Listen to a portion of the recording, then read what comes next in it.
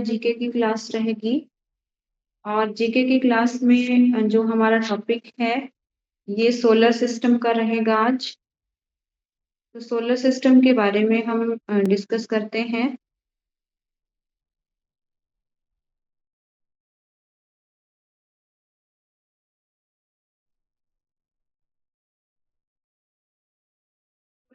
सबसे पहले तो आता है कि इंट्रोडक्शन ऑफ सोलर सिस्टम।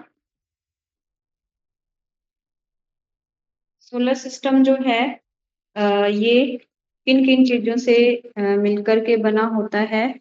तो सोलर सिस्टम में हमारे पास आती हैं सन, प्लैनेट्स, सैटेलाइट्स, एस्ट्रॉइड्स और जो धूमकेतु और आकाशीय पिंडों का जो समूह होता है इत्यादि, उनसे मिलकर के ये सोलर सिस्टम बनता है। तो सबसे पहले इम्पोर्टेंट क्वेश्चन आता है कि सोलर सिस्टम जो है इसकी खोज किसने की थी? Who discovered the solar system? तो ये थे निकोलस कॉपरनिकस।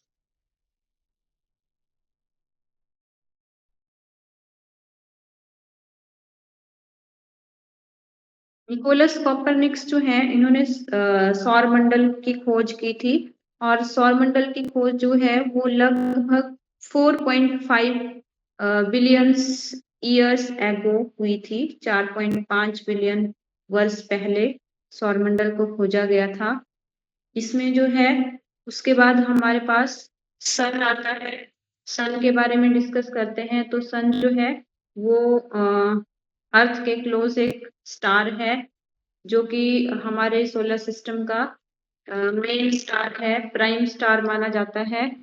और सन की एज जो है ये कितनी बताई गई है? 4.6 अरब ईयर। 4.6 अरब वर्ष जो है इसकी एज है सूर्य की। उसके बाद अगर हम रेडियस की बात करते हैं तो टोटल रेडियस ऑफ सन ये आता है हमारे पास 13,92,000।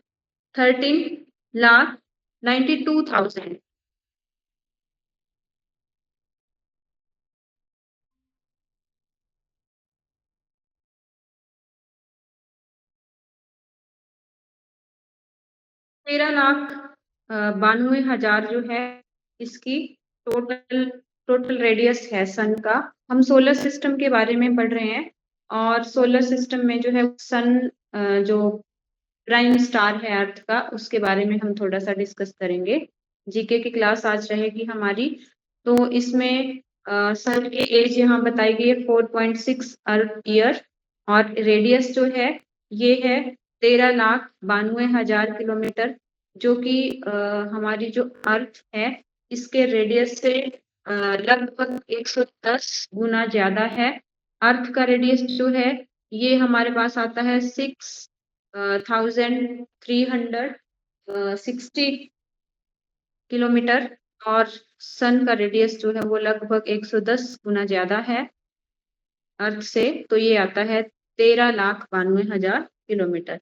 उसके बाद अगर हम डिस्टेंस की बात करते हैं कि अर्थ से जो है वो सन का डिस्टेंस कितना है, तो ये रहता है हमारे पास 14.26 crore kilometre. 14.96 crore kilometre distance है। और उसके बाद जो इसमें केमिकल कंपोजिशंस हैं,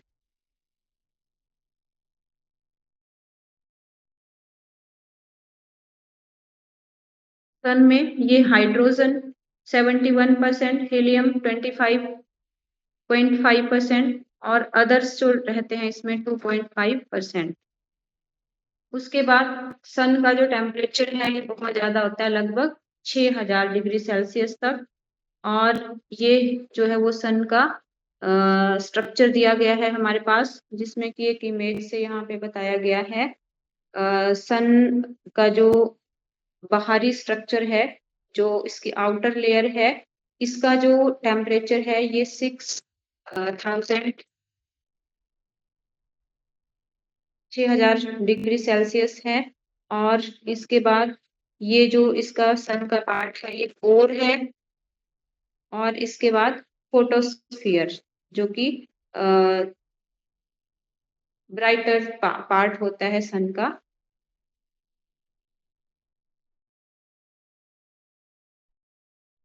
उसके बाद कुछ इम्पोर्टेंट फैक्ट्स आते हैं कि जो भारत का सबसे पहला सन मिशन था वो कौन सा था। तो ये था आदित्य L1 मिशन, जो कि इंडिया का फर्स्ट सन मिशन रहा है। और मध्यरात्रि सूर्य का देश जो है वो किसको बोला जाता है, नॉर्वे को। ये भी इम्पोर्टेंट है। और सन से जो एनर्जी मिलती है वो उसका सोर्स क्या है, न्यूक्लियर फ्यूजन। न्यूक्लियर फ्यूजन, नाभिकीय संलयन। उसके बाद नेक्स्ट आता है हमारे पास प्लैनेट के बारे में। तो प्लैनेट्स के बारे में तो आपको पता ही होगा कि हमारे सोलर सिस्टम में कितने प्लैनेट हैं, 8 प्लैनेट हैं। और कौन कौन से ये प्लैनेट रहते हैं, तो इसमें सबसे पहले मरकरी आता है हमारे पास। मरकरी जो है वो सन के क्लोजेस्ट है, सबसे क्लोजेस्ट प्लैनेट माना जाता है सन के। और ये hottest planet, closest to sun and hottest planet. और इसका कोई भी सैटेलाइट नहीं है मरकरी का। और सबसे छोटा ग्रह है ये, smallest planet of our solar system. उसके बाद वेनस आता है। तो वेनस जो है ये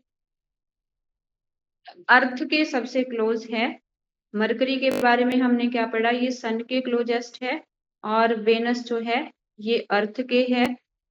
तो और ये ब्राइटेस्ट प्लैनेट है हमारे सौरमंडल का, सोलर सिस्टम का सबसे ब्राइटेस्ट प्लैनेट है ये। उसके बाद हॉटेस्ट, तो ये आता है हमारे पास मरकरी। और इसको जो है वो इवनिंग स्टार और मॉर्निंग स्टार के नाम से भी हम जानते हैं, सांझ का तारा और भोर का तारा। शाम में ये जो है वो पश्चिम दिशा से, वेस्टर्न डायरेक्शन से, और मॉर्निंग में ये ईस्टर्न डायरेक्शन में दिखता है। तो इसको सुबह का तारा और सांझ का तारा भी बोला जाता है, इवनिंग स्टार और मॉर्निंग स्टार। इसके अलावा इसको ट्विन्स ऑफ अर्थ भी बोला जाता है, पृथ्वी का जुड़वा या पृथ्वी का भगिनी ग्रह है, क्योंकि इसका जो डेंसिटी है, साइज है, रेडियस है वो बिल्कुल अर्थ जैसा है। तो इसलिए इसको अर्थ का ट्विन्स भी बोला जाता है। और इसका भी कोई सैटेलाइट नहीं है। 3rd नंबर पे हमारे पास आता है अर्थ। तो अर्थ जो है ये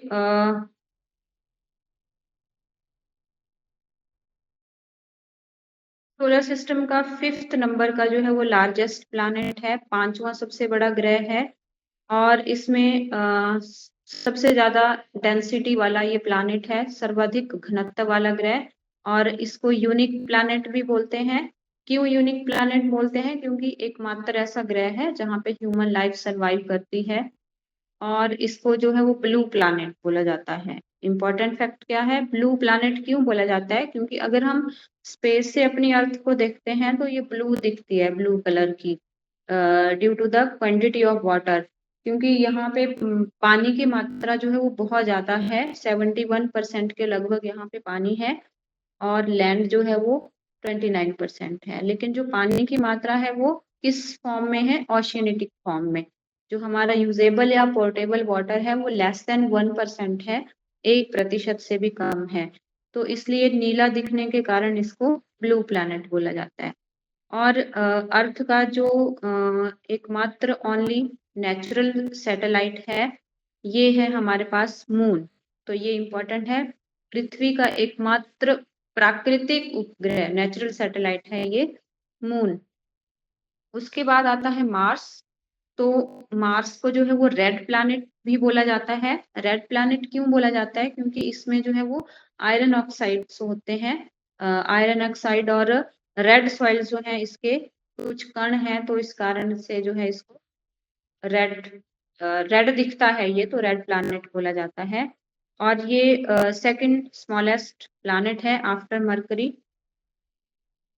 इसके जो है वो 2 सैटेलाइट हैं, डिमोस और Phobos.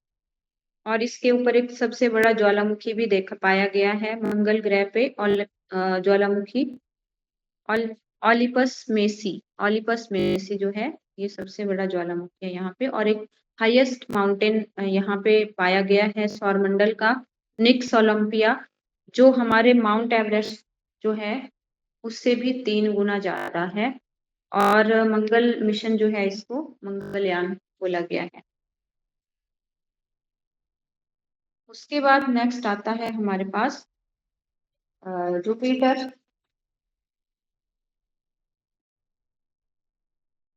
Jupiter is the largest planet of our solar system. सबसे बड़ा ग्रह है ये सौरमंडल का। और ये येलो कलर का दिखता है, पीले रंग का ये दिखता है। क्यों? SO2 के कारण।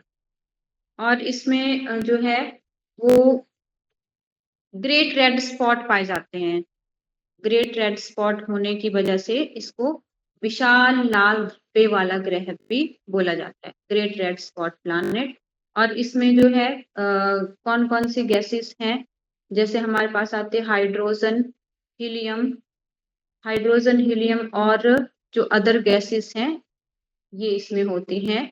और गैनीमेड जो है इसका सैटेलाइट, ये हमारे सोलर सिस्टम का सबसे बड़ा सैटेलाइट है। और सबसे बड़ा प्लैनेट भी बृहस्पति है, और जो सैटेलाइट है वो भी बृहस्पति का ही सबसे बड़ा है, गैनीमेड। उसके बाद नेक्स्ट आता है सैटर्न।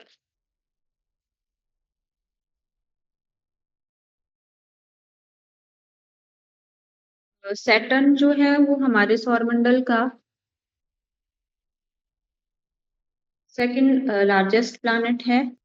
और इसमें जो है वो चट्टानों और बर्फ के टुकड़ों से बने छल्ले, मतलब इसमें रिंग्स जो हैं ये पाए जाते हैं, 5 रिंग्स हैं इसमें। और सबसे ज्यादा जो सैटेलाइट हैं ये भी सैटर्न के ही हैं, 146।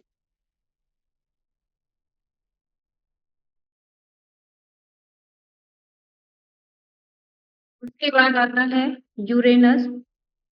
यूरेनस जो है 1781 में यूरेनस को किसने डिस्कवर किया था? विलियम हर्शेल के द्वारा इसको डिस्कवर किया गया था। और ये थर्ड लार्जेस्ट प्लैनेट है।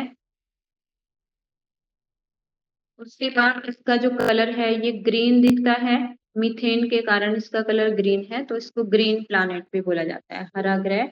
और इसका एक और फैक्ट है कि इसको लेटा हुआ ग्रह बोला गया है। और इसमें जो हाइड्रोजन और हीलियम से बना हुआ वायुमंडल है। और इसके जो सैटेलाइट हैं ये टाइटेनिया, एरियल और मिरांडा। टाइटेनिया जो है इसका सबसे बड़ा प्लैनेट है। उसके बाद लास्ट प्लैनेट आता है नेपच्यून। तो नेपच्यून जो है ये सबसे फारदेस्ट जो सन है उसके सबसे फारदेस्ट है, सबसे दूर है ये ग्रह। और बर्फ का जो विशाल ग्रह भी बोला गया है इसको। और इसका रंग है नीला और हरा, नीला हरा दोनों कलर्स का है ये, मीथेन के कारण। सोलर सिस्टम का 4th नंबर का सबसे बड़ा और तीसरे नंबर का भारी ग्रह है। इसकी जो खोज की थी, डिस्कवर किसने किया था इसको? जोहान गैले अरेबन ले वेरियर ने। और इसके सैटेलाइट हैं ट्राइटन और नेरेट। इसके बाद हमारे पास आता है कि जो प्लैनेट हैं उनको उनके साइज के अकॉर्डिंग कौन सा रैंक पे कौन से रैंक पे जो है वो कौन सा प्लैनेट है, डिस्टेंस के अकॉर्डिंग, इस तरह से, और डेंसिटी के अकॉर्डिंग। तो साइज, डेंसिटी और जो डिस्टेंस है इसके अकॉर्डिंग ये इम्पोर्टेंट रहता है।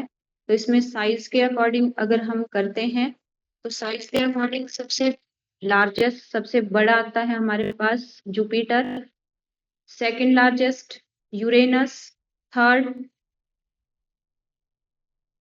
सेकंड लार्जेस्ट सैटर्न, सॉरी, और थर्ड आता है यूरेनस, फोर्थ आता है नेपच्यून, 5th आता है हमारे पास अर्थ और 6th आता है वेनस, 7th मार्स और 8 जो है ये मरकरी। ये साइज के अकॉर्डिंग है। और उसके बाद अगर हम डेंसिटी के अकॉर्डिंग बात करते हैं तो पृथ्वी जो है, अर्थ जो है, ये सबसे हाईली डेंसिटी प्लैनेट है, सबसे ज्यादा डेंसिटी घनत्व वाला जो ग्रह है। और सेकंड नंबर पे मरकरी है, थर्ड पे वेनस, फोर्थ मार्स, फिफ्थ जो है नेपच्यून आता है, सिक्स जुपिटर, सेवंथ यूरेनस और लास्ट सैटर्न। सैटर्न की डेंसिटी जो है वो सबसे कम है। उसके बाद डिस्टेंस के अकॉर्डिंग अगर देखें तो सन के डिस्टेंस के अकॉर्डिंग सन के सबसे क्लोज है मरकरी, सेकंड वेनस, थर्ड अर्थ, फिर fourth Mars, fifth Jupiter, six Saturn, seventh Uranus और 8 जो है ये नेपच्यून आता है। उसके बाद मून के बारे में कुछ फैक्ट है हमारे पास। तो मून जो है वो ओनली वन नेचुरल सैटेलाइट है अर्थ का, और इसको फॉसिल प्लैनेट भी बोला जाता है मून को। मून पे चांद पे जाने वाला दुनिया का सबसे पहला जो व्यक्ति था, ये कौन था? Neil Armstrong. यूएसए ने इसको सबसे पहले मून पे भेजा था। और ये कब गए थे मून पे? 1969। उसके बाद अगर हम डिस्टेंस की बात करते हैं कि अर्थ का और मून का जो डिस्टेंस है वो कितना रहता है, तो अर्थ से मून का डिस्टेंस है लगभग 38,400 किलोमीटर, 38,400 किलोमीटर ये डिस्टेंस रहता है। उसके बाद मून के ऊपर जो हाईएस्ट माउंटेन है लिबनिटिस, कितना मीटर है ये? 10.668 मीटर। और मून लाइट को अर्थ तक पहुंचने में कितना टाइम लगता है? तो मून लाइट अर्थ तक पहुंचती है 1.3 मिनट में। और मून स्टडी ऑफ मून, इसको क्या बोलते हैं हम? सेलेनोलॉजी। सेलेनोलॉजी जो है ये कौन सी स्टडी होती है? Study of moon. Mission Chandrayaan. और जो अर्थ सन है, सन की लाइट को अर्थ तक पहुंचने में कितना टाइम लगता है? सनलाइट जो है वो अर्थ तक लगभग 8 मिनट, 8 मिनट का टाइम जो है लगभग ये लगता है सूर्य के प्रकाश को पृथ्वी तक पहुंचने में। उसके बाद हमारे पास आता है पहले जो थे वो 9 ग्रह थे हमारे सोलर सिस्टम में, लेकिन अब एक ग्रह जो है प्लूटो को खत्म किया गया है। तो प्लूटो जो है ये IAU इंटरनेशनल जो एस्ट्रोनॉट यूनियन है, इन्होंने अब इसको प्लूटो को 2006 से प्लैनेट की लिस्ट से इसको बाहर कर दिया है। तो इस तरह से प्लूटो जो है अब हमारे सौरमंडल का प्लैनेट नहीं है।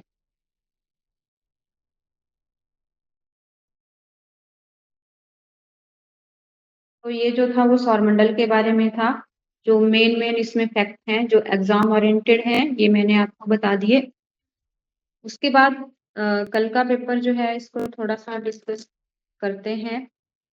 कल का पेपर जो है हाइको के लिए मैंने आपके पास पेपर भेजा था।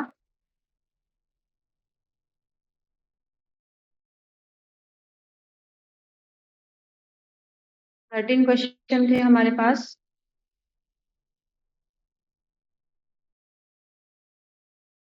इसमें फर्स्ट क्वेश्चन आता है, child appreciation test CAT method of personality measurement was given by, किसके द्वारा जो था CAT दिया गया था? तो इसमें सही आंसर था हमारे पास सेकंड ऑप्शन बेल्क।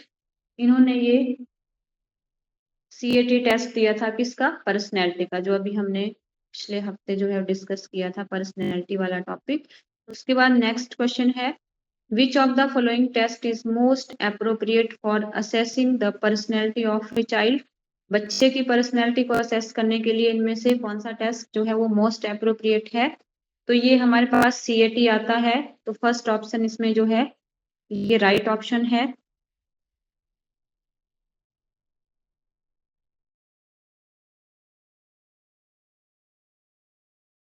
के बाद नेक्स्ट क्वेश्चन है the best method of personality assessment for knowing the popularity of a person in A group.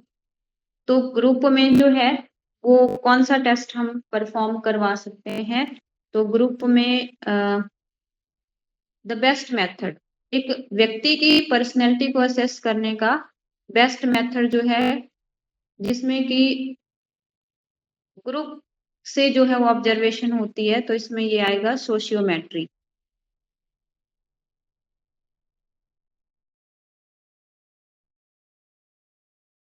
के बाद नेक्स्ट क्वेश्चन है thematic appreciation test TAT of measuring personality is A.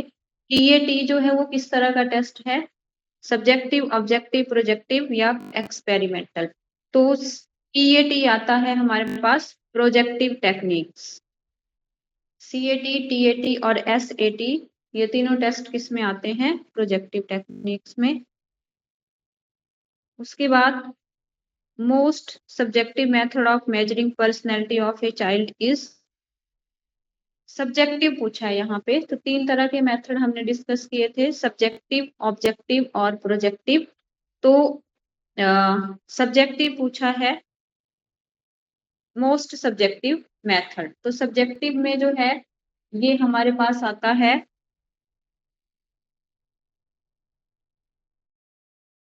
Sociometry questionnaire और इसमें interview method और projective method. तो interview method जो है ये सब्जेक्टिव मेथड है। उसके बाद नेक्स्ट क्वेश्चन है राइट टू एजुकेशन एक्ट 2009, इसके बारे में क्वेश्चन पूछा था। When right of children to free and compulsory education act passed in the parliament. तो ये कब पास किया गया था? 4 अगस्त 2009, 4 अगस्त 2009।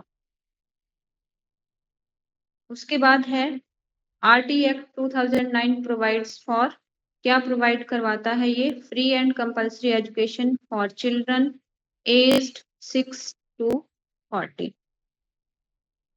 नेक्स्ट क्वेश्चन है there are 151 students in primary school age पर RT act 2009 the number of teachers to be placed in the school. RT act 2009 क्या बताता है कि प्राइमरी लेवल पे 30 बच्चों पे एक टीचर होना चाहिए। तो अगर 151 स्टूडेंट्स हैं तो टीचर्स की रेशो कितनी रहेगी?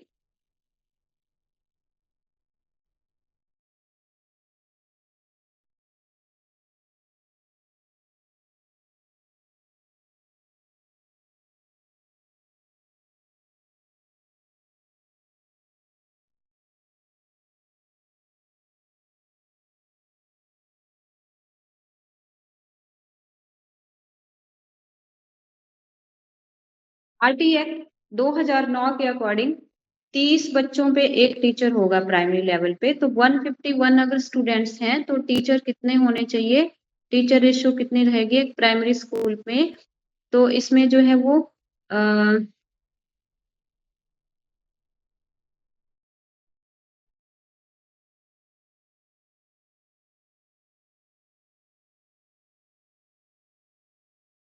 5 primary teacher plus 1 head teacher. उसके बाद नेक्स्ट क्वेश्चन था एज पर RT act 2009 how many teachers will be provided in a school having classes 1 to 5 and a total of 62 students.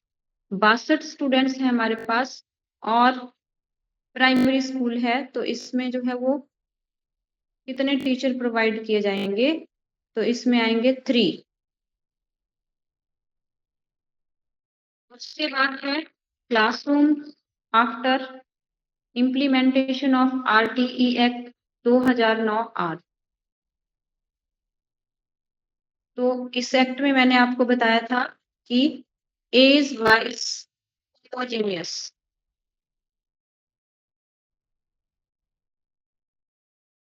As wise जो homogeneous class है वो होनी चाहिए। जैसे कि मतलब एक क्लास 8 ईयर का बच्चा है और वो स्कूल में एडमिशन ले रहा है, तो क्लास वाइज जो है उसकी एज कितनी बनती है, सेकंड या थर्ड में वो एडमिशन लेगा। तो इस तरह से एज वाइज मोर होमोजेनियस ये आएगा इसमें। नेक्स्ट है, which constitutional amendment introduced the compulsory education to children between the age group of 6 to 14। तो इसमें हमारे पास आता है 86 अमेंडमेंट 2002 में ये हुआ था।